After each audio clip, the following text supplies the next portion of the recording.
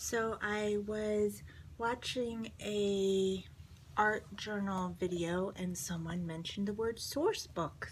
And I was like, what's a source book? And why don't I have like 12 of them? So I found out that before the internet, a graphic designer or a tattoo artist or a decorator, they would use these things called books. So if you wanted to know all of the steampunk imagery, you would go through it and be like, oh, and now all of this is online, and I know there's a lot of great printable sources.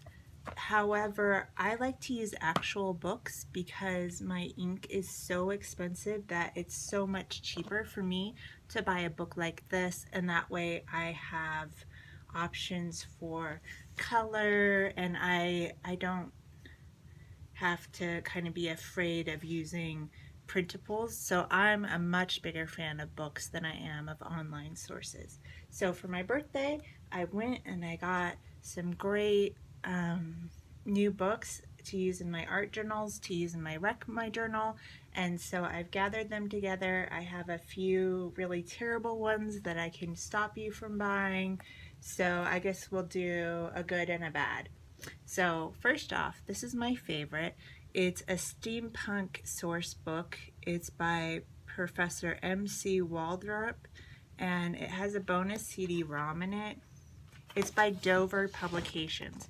And so what I did was I went on eBay and I looked for Dover Publications because they had most of the really good ones are from Dover.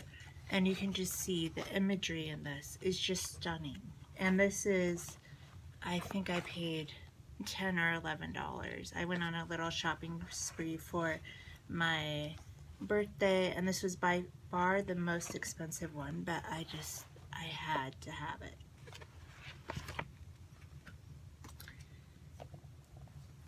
This one is Garlands and Circle Decorative Wreaths. It's technically not a source book. It was $3 at the thrift store. I was surprised at the thrift store. I actually ended up paying more for books than I did online, and I could specifically get source books. So this would be more of a decorator's book. And I just think it's going to be so pretty to be able to cut up these wreaths and put words over them. And there is a good amount of images in this book, even though it's technically not a source book.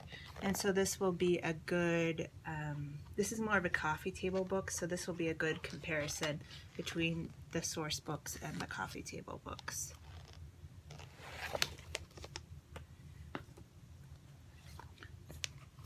This is a source book, Florid and Unusual Alphabets, 109 complete alphabets. This is by Middle Sylvester and others. And this is a Dover publication. So a lot of these will be from the 1990s, before the internet became really popular, back before when people were still using books. And I may copy some of these. I'm not sure I want to cut them all out and just have them available. Really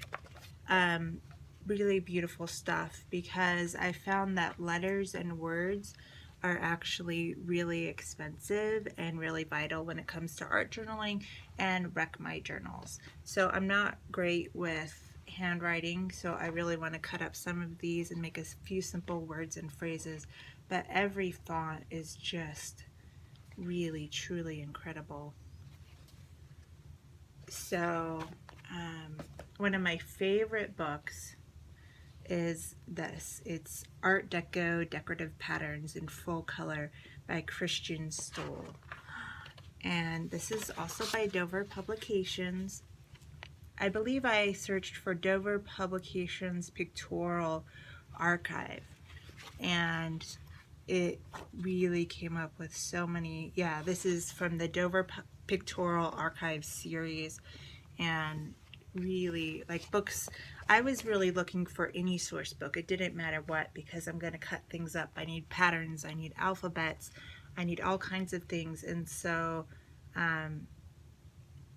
I was able to find this book and beautiful full color images. Like, to print this out on my printer would be so expensive, and I think this was only maybe $2 or $3 shipped. This was also $2 or $3 shipped. I got them off of eBay. I've already torn some of the pages out of this just because I couldn't wait to get started on my crafting. Wow, I may have to buy this again because it's just really so beautiful, and so many uses on this. None of those pesky words, just incredible. And then this is old time fruit crate labels in full color. Now there are a few of these that might be offensive, so I'm not going to be using all of these in my crafting. Some of them will go in the garbage. And this is by Dover Publications. The copyright is 1998. And these are just labels on old fruit crates in full color. And so I've cut these out. I've used them in Wreck My Journals. I'm going to use them in all kinds of things. I really love this. It's also one of my favorites. So here are the disappointments. And this was also $2-3 shipped, like cheaper than a magazine. And I probably have close to 100 pictures that I'll use in here because, oh, it's just incredible stuff. So I got Retro Graphics, a visual source book, 100 years of graphics design. And I got this for, I think, $3 on eBay. It looks like it was at some point, a textbook. And so what I was hoping to find, like a lot of great Mad Men style advertisements, there's a lot of words. There's a lot of images that I can't use for anything. I don't know that this is probably even used in school anymore. So I was hoping for a source book. It's more of a textbook. Luckily I didn't pay too much money for it, and just really not thrilled. If the other source books hadn't been so great, I probably would have been okay with this, but it just wasn't what I expected. If you do know a great source of kind of like Mad Men style images, please let me know because I'm really looking for one, because I was hoping for this is a graphic design book, and maybe I should have gone for ads. Maybe that's what I'll look for next. And another one I wasn't too thrilled with. I got this at the thrift store and I was kind of in a hurry. I paid $3 for it, which compared to the other books, it's kind of expensive considering I didn't have to have it shipped. It's a great book of floral patterns. And it calls it a source book. Oh, maybe I did get this on eBay because it is a source book. And there are some very, very pretty images in it. But there's just a lot of words, and back here there's a lot of illustrations. I'll be able to cut it up and use it for some things. Just compared to the rest of the source books, it really didn't wow me at all. And then this was the biggest disappointment. It's called the Fantasy Tattoo Source Book. Over 500 images for body decoration. And I thought, oh, if this is something that artists were going to use, I might be able to get some great hearts and flowers out of this. And it's not that... What can I say about this? Maybe I'll just show you. Maybe I'll just open it up and show you. I think this book is from the 90s. I was looking for the copyright. I didn't have enough time to find it. But it's just like really bad, awful tattoos. Everything in here would need to be covered up now. Like really bad tribal stuff. And so I love the idea of a tattoo source book. Again, if you know of a great one, please link it below. There are some usable images that definitely I'll be using, but I was the most excited to get this one and the most disappointed in it. I think the actual printing, the shading, I mean, really, like I can't use that in my artwork. Yeah, very 90s. bad tattoos. So, biggest disappointment.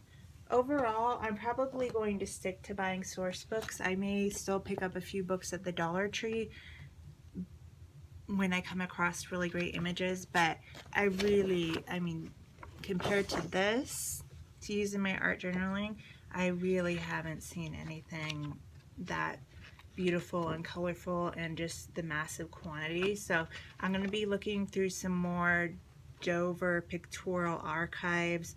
Again, most of these are from the 90s.